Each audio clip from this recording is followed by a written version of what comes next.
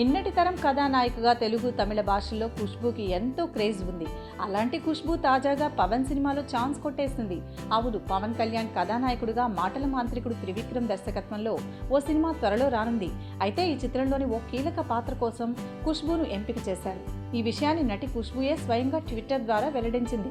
అలాగే దాదాపు 9 సంవత్సరాల తర్వాత తెలుగులో రీఎంట్రీ ఇస్తున్నానని ఆమె చెప్పింది. అప్పట్లో స్టాలిన్ చిత్రంలో చిరంజీవికి సోదరిగా నటించిన ఖుష్బూ ఆ తర్వాత యమదొంగ చిత్రంలో అతిథి పాత్రలో మెరిసింది. అయితే తిరిగి దాదాపు 9 ఏళ్ల విరామం అనంతరం చిరంజీవి తమ్ముడైన పవర్ స్టార్ పవన్ కళ్యాణ్ సినిమాతో మరోసారి తెలుగు ప్రేక్షకులను అలరించబోతోంది ఖుష్బూ. మొత్తానికి అటు పవన్ కళ్యాణ్ని ఇటు చిరంజీవిని తెగ వాడేస్తోంది ఈ సీనియర్ హీరోయిన్.